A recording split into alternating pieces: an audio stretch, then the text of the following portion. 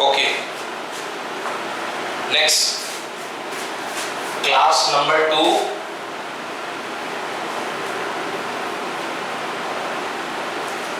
Forces and laws of motion.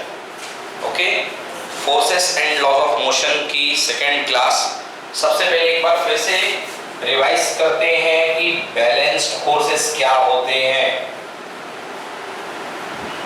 Balanced forces, okay, balanced forces मतलब यहां पे है, लिखा हुआ है बैलेंस्ड फोर्सेस। फोर्सेस मतलब एक से ज्यादा फोर्स। एक फोर्स क्या कभी बैलेंस में होगा? नहीं, है ना। एक फोर्स को बैलेंस बना के रखना पड़ता है, एक फोर्स को बैलेंस करना पड़ेगा, यस और नो। तो बैलेंस फोर्स करने के लिए, बैलेंस फोर्सेस के सिस्टम के लिए कम से कम कितने फोर्स की रिक्वायरमेंट होगी? 2, कम से कम 2, मैक्सिमम कितने भी हो जाए, है ना, मैक्सिमम कितने भी हो जाए। बैलेंस फोर्सेस कम से कम 2 रिक्वायर्ड होते हैं और अधिक से अधिक कितने भी हो जाए। जैसे आपने कहा बैलेंस बना के चलो, बैलेंस फोर्सेस मतलब कि जिनका रिजल्टेंट 0 हो, जिनका सम कितना आ रहा है? 0। एग्जाम्पल के लिए यहाँ पे एक ब्लॉक रखा हुआ है, इसको 2 लोग धकेल रहे हैं। एक यहां से धकेल रहा है 5 न्यूटन के फोर्स से, कितने फोर्स से? 5 न्यूटन। और एक यहां से धकेल रहा है, ये भी धकेल रहा है 5 न्यूटन के फोर्स से। तो ये ब्लॉक क्या टच से मस होगा? नहीं होगा, नहीं मिलेगा, है ना, क्योंकि ये फोर्सेस जो है, एक इधर, अगर आप इधर से इधर चल रहे हो तो एक को लोगे +5 और दूसरे को लोगे -5, क्योंकि वेक्टर क्वांटिटी है। वेक्टर क्वांटिटी मैंने आपको बताया था ना, वेक्टर क्वांटिटी पॉजिटिव नेगेटिव होती है according to direction, according to direction. तो यदि इस ब्लॉक पर आप नेट फोर्स की बात करो, नेट मतलब कुल force is equals to 5 newton positive plus 5 newton negative. So +5 newton and -5 newton equal to 0। How much it is? 0 newton, 0 newton. तो यहाँ पे कोई भी नेट फोर्स नहीं लग रहा है, नेट फोर्स इक्वल्स टू 0। सो इसलिए this block is called balance, this block is called balance. ये ब्लॉक बैलेंस में है। बट अगर आपके पास ऐसा हो जाए, यहाँ पे पहलवान लगा रहा है फोर्स, पहलवान मोटू पतलू देखा है, मोटू पतलू में मोटू यहाँ फोर्स लगा रहा है, मोटू लगा रहा है 10 न्यूटन से धक्का मार रहा है, और यहाँ पे पतलू लगा रहा है, बोला नहीं मैं तो तुझे नहीं ले जाने दूंगा ये ब्लॉक। पतलू लगा रहा है कितने न्यूटन से? 2 न्यूटन से। लो, है ना, क्या बैलेंस सिस्टम है ये सिस्टम बैलेंस फोर्सेस का नहीं है। ये ब्लॉक किधर खिसकना शुरू हो जाएगा? पतलू की तरफ, है ना, पतलू की तरफ खिसकना शुरू हो जाएगा, बिकॉज मोटू का फोर्स 10 न्यूटन है और ये 2 न्यूटन है। तो अगर आप बोलेंगे नेट फोर्स, तो नेट फोर्स लगेगा आपका 10। अगर आप इस वाले को प्लस ले रहे हैं, है ना, इस वाले को आप क्या ले रहे हैं? प्लस। इस वाले को आप ले रहे हैं प्लस, तो 10 न्यूटन प्लस इस वाला कितना है? 2 न्यूटन। तो 2 न्यूटन अपोजिट डायरेक्शन में चल रहा है, तो वो 2 नहीं होगा, वो होगा -2। तो -2 न्यूटन। आंसर कितना आया? 8 न्यूटन। 8 न्यूटन पॉजिटिव वाला आया ना, पॉजिटिव वाला मतलब किसका ज्यादा रहेगा? मोटू वाले का, है ना, क्योंकि प्लस डायरेक्शन आपने किसके लिए? मोटू की, और माइनस डायरेक्शन किसके लिए? पतलू की। इसलिए प्लस डायरेक्शन का फोर्स हैवी रहेगा, ज्यादा रहेगा। ये कैसा सिस्टम है? बैलेंस्ड फोर्सेस का सिस्टम या अनबैलेंस्ड? ये अनबैलेंस्ड का है। कैसा है ये? आई बात समझ में? तो मिनिमम 2 फोर्स होते हैं, मैक्सिमम कितने भी हो सकते हैं। ओके, तो बैलेंस फोर्स की डेफिनेशन कल मैंने बताई थी। When forces acting on a body from the opposite direction do not change the state of rest or motion of an object, जो किसी बॉडी का ना स्टेट ऑफ रेस्ट चेंज करे, ना मोशन चेंज करे और ना ही डायरेक्शन चेंज करे। ओके, ना रेस्ट चेंज करें, जैसे ये बॉडी रेस्ट में थी तो रेस्ट में रुकी हुई है, ना मोशन में है तो मोशन भी चेंज नहीं करेंगे, और ना ही डायरेक्शन चेंज करेंगे, उसको हम बोलते हैं such forces are called balanced force. Such forces are called balanced force. Balanced force ऐसे फोर्स होते हैं जो कहीं भी लग जाएं कोई चेंज नहीं आता है, क्योंकि बैलेंस का मतलब होता है equal and opposite. Equal and opposite, एक प्रभाव देता है और दूसरा उस प्रभाव को कैंसिल कर देता है। समझ गए? एक प्रभाव देता है और दूसरा उस प्रभाव को कैंसिल कर देता है, इसलिए रिजल्ट कितना मिलता है? 0, कुछ नहीं हुआ। समझ में आया? कुछ नहीं हुआ, तो इसको बोलते हैं अपन बैलेंस्ड फोर्स। Okay, clear? अच्छा, एक चीज समझना जरूरी है कि एक्सेलरेशन का मतलब क्या है। एक्सेलरेशन 3 स्थिति में क्रिएट होगा। समझ रहे हैं आप? एक्सेलरेशन का मतलब समझने की कोशिश करिए कि एक्सेलरेशन कहां कहां पर आएगा और कहां कहां पर फोर्स लगेगा। एग्जांपल देखिए, फिजिक्स क्या कहती है? फिजिक्स कहती है, फिजिक्स न्यूटन का सेकेंड लॉ अभी हम आगे पढ़ेंगे। न्यूटन का सेकेंड लॉ होता है F = ma, फोर्स = मास * एक्सेलरेशन। फोर्स = मास * एक्सेलरेशन। मतलब अगर आपने किसी बॉडी में फोर्स लगाया, बॉडी में फोर्स लगाया, उस बॉडी का मास क्या है? m। इस बॉडी का मास क्या है? m के साथ तो आप कुछ नहीं कर सकते हो छेड़खानी। आप m के साथ कोई चेंज कर सकते हो क्या? कोई उसके साथ कुछ कर सकते हो? नहीं, क्योंकि बॉडी का सब बॉडी का एक मास फिक्स होता है। आप उसका मास बदल सकते हैं क्या? नहीं। फिर आप यदि किसी बॉडी में फोर्स लगाएंगे तो वो फोर्स, लगाया गया फोर्स उस बॉडी को एक्सेलरेट करेगा। क्या करेगा? एक्सेलरेट करेगा। वो लगाया गया फोर्स उस बॉडी को एक्सेलरेट करेगा। तभी अगर बॉडी एक्सेलरेट हुई है, अगर बॉडी एक्सेलरेट हुई है तभी आप कहेंगे कि फोर्स लगा है। अगर बॉडी में एक्सेलरेशन नहीं हुआ इसका मतलब फोर्स नहीं हुआ। फॉर एग्जांपल आप देखिए, अगर आप एक्सेलरेशन की वैल्यू 0 कर दें, एक्सेलरेशन की वैल्यू क्या कर दें? 0। देखिए फोर्स की वैल्यू, मास तो जो भी रहे, एक्सेलरेशन कितना है? 0, तो फोर्स कितना आएगा? 0। मतलब यदि एक्सेलरेशन 0 है उसका मतलब फोर्स क्या होगा? 0। मतलब जब तक किसी बॉडी में एक्सेलरेशन नहीं होगा तब तक आपका उस पर बॉडी पर लगा हुआ फोर्स क्या है? 0। उस पे कोई फोर्स नहीं लगाया गया। अब एग्जांपल देखिए, फिजिक्स क्या कहती है? फिजिक्स के हिसाब से क्या है? ये आपके सामने वॉल है, आप इस पे खड़े होके यहाँ पर खूब फोर्स लगाइए। मैं पूछूंगा क्या लगा रहे हो, आप बोलोगे पर फोर्स लगा रहा हूँ। फिजिक्स के हिसाब से मालूम फोर्स कितना आएगा? आप 5 दिन तक इस पे फोर्स लगाते रहिए, आप थक के चूर-चूर हो जाएंगे। बट फिजिक्स के हिसाब से फोर्स कितने न्यूटन? 0 न्यूटन। कोई बताइए क्यों इस पे फोर्स फिजिक्स ने क्यों नहीं माना? हाँ, पोजीशन चेंज मत बोलिए, मोर करेक्ट सर, उसे कोई एक्सेलरेशन नहीं मिला है, उसे कोई एक्सेलरेशन नहीं मिला है। जब तक किसी बॉडी को कोई एक्सेलरेशन नहीं मिलेगा, आपने उसको एक्सेलरेट नहीं किया है, आपने उसको कोई एक्सेलरेशन नहीं दिया है, तब तक मैं नहीं मानूंगा कि फोर्स लगा है। ना फिजिक्स बोलती है इस चीज को। एक्सेलरेशन = 0, बॉडी रुकी हुई है वहीं पर। सर एक्सेलरेशन कब कब लगता है, एक्सेलरेशन कब कब होता है, हम कैसे जानेंगे कि एक्सेलरेशन हुआ है? तो उसको जानने के लिए पहले आपको जानना पड़ेगा एक्सेलरेशन होता क्या है, हम पढ़ चुके हैं। Acceleration = change in velocity upon time. Yes, acceleration का मतलब change in velocity upon time. Acceleration तब होता है जब बॉडी की वेलोसिटी चेंज होती है।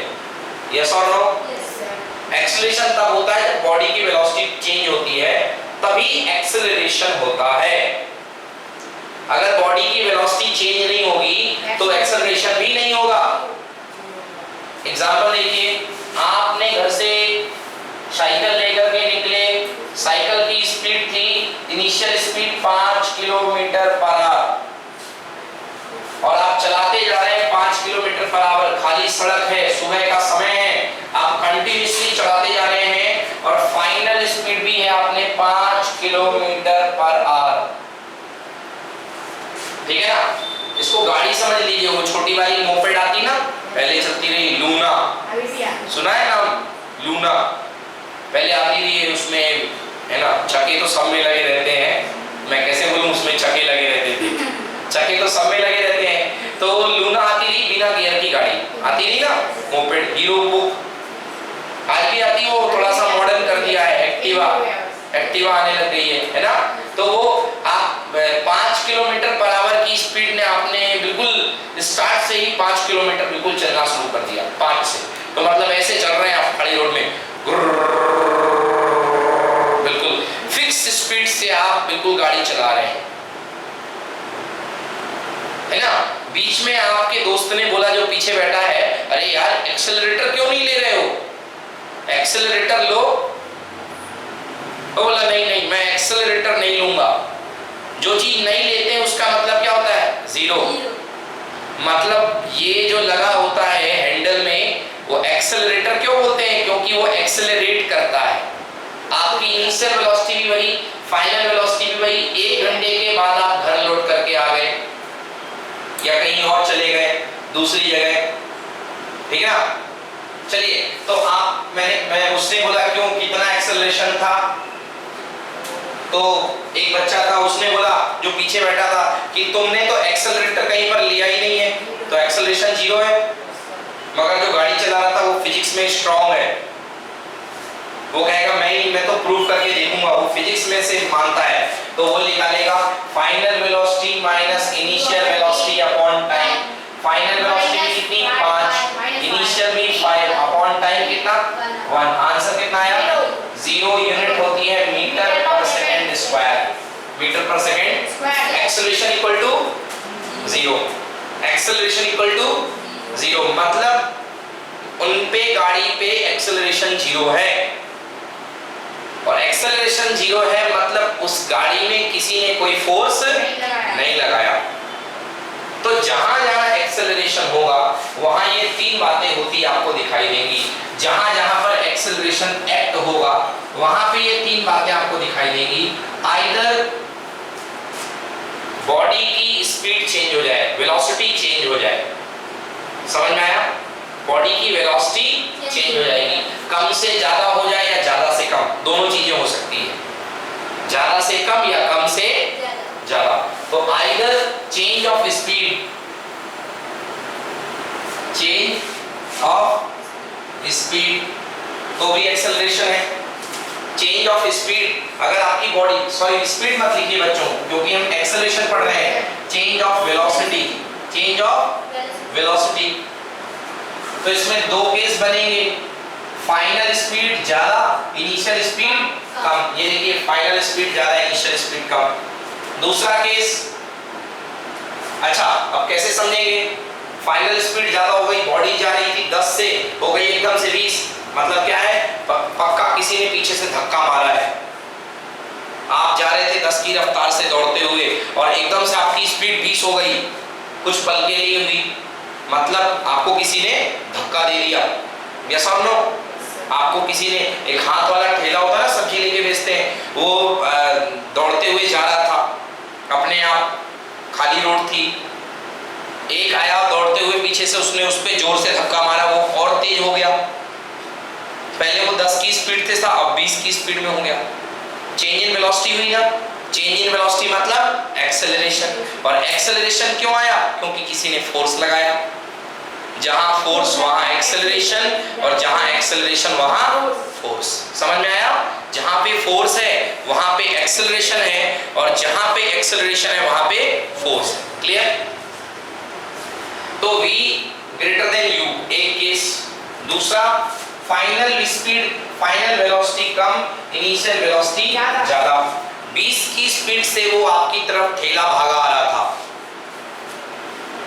समझ में आया, आपने साइड में खड़े होकर के उसको ऐसे रोक हल्का सा, तो उसकी स्पीड कम हो गई, होती है ना, स्पीड आपकी क्या हो गई, कम।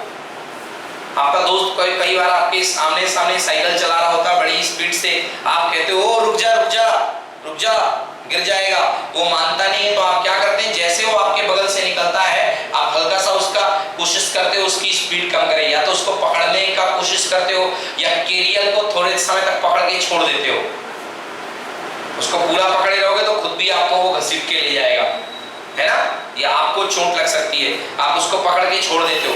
तो उसकी स्पीड इनिशियल ज्यादा थी, फाइनल स्पीड क्या हो गई, कम। जब ब्रेक लगाते हैं तो स्पीड ज्यादा से कम होती है ना, तो ये भी एक तरीके का एक्सेलरेशन है, मगर इस एक्सेलरेशन में कमी आती है, इसलिए इस एक्सेलरेशन का एक नया नाम है डी एक्सेलरेशन। क्या नाम है, डी एक्सेलरेशन। इसे आप रिटार्डेशन भी बोलते हैं। क्या बोलते हैं, रिटार्डेशन। क्या बोलते हैं, रिटार्डेशन। बच्चों डी एक्सेलरेशन और रिटार्डेशन की वैल्यू हमेशा नेगेटिव आती है, हमेशा क्या आती है, नेगेटिव। इसकी हमेशा वैल्यू नेगेटिव में आएगी, कभी भी एक्सेलरेशन नेगेटिव है इसका मतलब रिटार्डेशन है। तो यहाँ पर v की वैल्यू लेस देन u है ना, मतलब फाइनल वेलोसिटी इनिशियल वेलोसिटी से ज्यादा है, तो यहाँ पे जो एक्सेलरेशन होगा वो पॉजिटिव नहीं होगा, कैसा होगा, नेगेटिव एक्सेलरेशन। और नेगेटिव एक्सेलरेशन का ही दूसरा नाम है रिटार्डेशन। ओके, या इसी का एक और नाम है डी एक्सेलरेशन। हिंदी में बोलते हैं मंदन, मंद होना, है ना, मंद बुद्धि का नाम तो सुना होगा, है ना, हाँ, तो मंदन, दबंग देखी, उसमें मंद बुद्धि है, हाँ, उसका भाई मक्खी उसको बोलता है ना मंद बुद्धि, तो वैसे ही, तो इसलिए इसका नाम है मंदन। मंदन मतलब स्लो होना, स्लो होएगा तो स्पीड कम होगी ना, इसलिए। तो एक्सेलरेशन, डी एक्सेलरेशन, ये हो गया रिटार्डेशन, डी एक्सेलरेशन। एग्जांपल देखिए, चलो अंजलि बोलो रिटार्डेशन का। एक गाड़ी की इनिशियल स्पीड ज्यादा थी, फाइनल कम हो गई ब्रेक लगाने के बाद। इनिशियल बोलो कितनी थी, अपने मन से बोलिए, initial 10 kilometre per hour, initial velocity 10 kilometre per hour, agree. Final बोलिए, final 5 kilometre per hour. Okay, ये ब्रेक लगा है ना, ब्रेक लगा है, 1 मिनट कुछ ज्यादा, 1 घंटे का तो ब्रेक होगा नहीं, अगर ज्यादा लेंगे। एक काम करिए, इसको 10 मीटर पर सेकंड ले लीजिए और इसको भी मीटर पर सेकंड, क्योंकि नहीं तो फिर हमको ज्यादा मेहनत करनी पड़ेगी। आप बोलेंगे सर 1 घंटे में ब्रेक लगा, इतना लंबा ब्रेक होता नहीं है थोड़ा, है ना, तो इसलिए 10 मीटर पर सेकंड, 5 मीटर पर सेकंड ब्रेक लगाया। कितने समय के लिए ब्रेक लगाया, 2 सेकंड के लिए। कितने सेकंड के लिए, 2 सेकंड के लिए। तो टाइम आता है ना फॉर्मूले में, v minus u upon t। ये t मतलब v से लेके u के बीच में, या u से लेके v तक पहुंचने के बीच का समय, है ना। गाड़ी में ब्रेक लगाते हैं ना, आपकी गाड़ी चल रही होती है ज्यादा स्पीड में, तो आपकी गाड़ी को स्पीड कम करनी होती है, तो आप तब तक ब्रेक लगाए रखते हो जब तक आपकी गाड़ी की स्पीड कम ना हो जाए, और बहुत देर तक लगाए रहोगे तो गाड़ी की स्पीड 0, वेलोसिटी 0। आपकी गाड़ी 80 की रफ्तार में चल रही है, स्पीड ब्रेकर आ गया, क्या करेंगे, स्पीड ब्रेकर के पहले गाड़ी से उतर जाएंगे, हाँ भाई चलो गाड़ी को धड़का के लेके चलते हैं, ऐसा तो नहीं करेंगे आप। स्पीड ब्रेकर आया है, आप 80 की रफ्तार में हैं, आप ब्रेक लगाएंगे, तब तक ब्रेक लगाए रहेंगे जब तक उसका कांटा कितने में ना आ जाए, 20 में, 10 में, और जैसे 10 में आएगा आप ब्रेक से पैर हटा लेंगे। तो वही वो जो टाइम है वो ब्रेक लगाने का टाइम है। जो टाइम यूज होता है ना, change in velocity with respect to time, तो v minus u upon t, तो v कितना है अपने पास 5, u कितना है 10, अपॉन t कितना 2 सेकेंड, 2 सेकेंड। देखिए acceleration 5 minus 10, how much, minus 5 upon 2, answer 2.5 metre per second square. Okay, -2.5 आ रहा है, इसका मतलब यहाँ पे नेगेटिव एक्सेलरेशन है, यस और no? Negative acceleration means retardation और you can say deceleration. Very good, deceleration. Negative acceleration means retardation और डीएक्सेलरेशन। आई बात समझ में? तो ये मैंने आपको बताया कि एक्सेलरेशन कहाँ होता है, जहाँ चेंज इन वेलोसिटी होती है। यहाँ तो वेलोसिटी दीवार की चेंज ही नहीं हुई, रुकी हुई है, रेस्ट पे है। इनिशियल भी जीरो, फाइनल भी जीरो।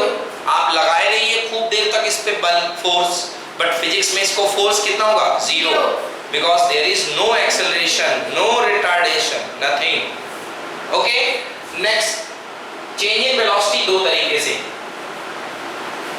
तेज को कम करना, कम को तेज करना। गाड़ी या तो स्पीड पकड़ेगी या तो कम होगी स्पीड में, दो तरीके हो गए। और चेंज इन वेलोसिटी का तरीका है, चेंज इन वेलोसिटी एक्सेलरेशन देने का एक और तरीका है, change in direction. Change in direction, yes, change in direction, change in direction, in direction. मैंने शॉर्ट में लिख दिया change in direction, DIRN, change in direction. जब चेंज इन डायरेक्शन होगा तब भी बच्चों एक्सेलरेशन होगा, और जहां एक्सेलरेशन है वहां फोर्स है। वेरी गुड, जहां एक्सेलरेशन है वहां फोर्स है। एक्सेलरेशन कहां है?